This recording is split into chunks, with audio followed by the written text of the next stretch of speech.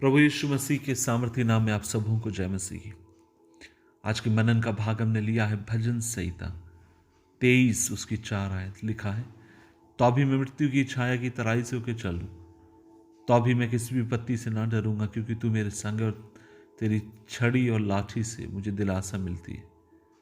अजीजों, इस समय मैं जैसे पठानकोट में रहता हूँ, ठंड का मौसम है, बहुत अधिक कोहरा चारों ओर होता है।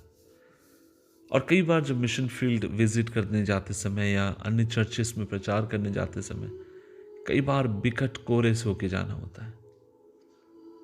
और जब बिकट कोहरे से होकर जाते समय मैं हमेशा इस बात को स्मरण रखता हूँ कि मैं अपने रिश्ते को ऐसे समय में भी परमेश्वर के साथ मजबूती के साथ बनाए रखना चाहता हूँ।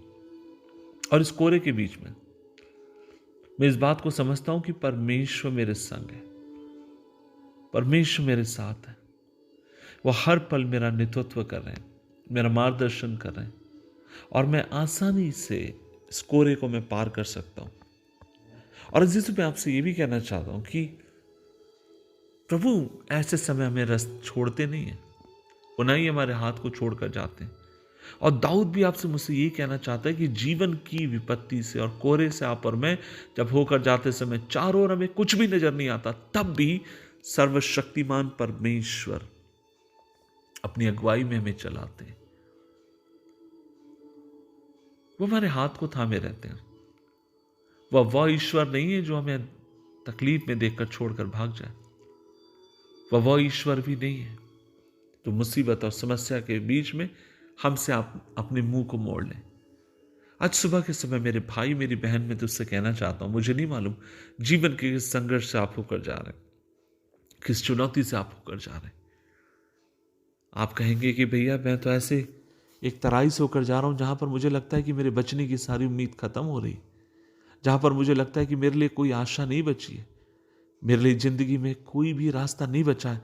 और तब मैं मेरे भाई मेरी बहन, मैं तुझसे कहना चाहता हूं, प्रभु के इस वचन को थाम ले, प्रभु के इस वचन को पकड़ ले। और वो ये है, मैं कितनी भी घोर अंधकार की तराई से होकर क्यों ना चलूं, मेरा परमेश्वर मेरे संग है और वह मुझे पार ले जाने के लिए विश्वास योग्य है और वो मेरी सहायता करेगा।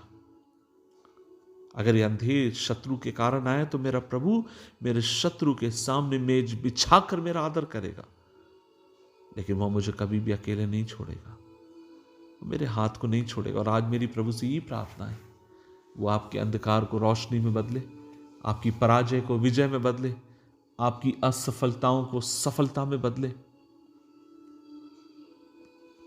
आपकी आंसुओं को नृत्य में बदले।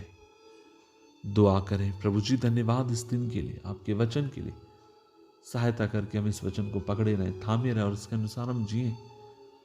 प्रभु जी, अंधकार में से हमें होकर जाना पड़ेगा, मृत्यु के भय और आतंक से हमें होकर जाना पड़ेगा, लेकिन ऐसे समय भी हमारी सहायता करके हम तेरे प्रति ईमानदार रहें, विश्वास योग्य रहें और तेरे वचन को थामे रहें।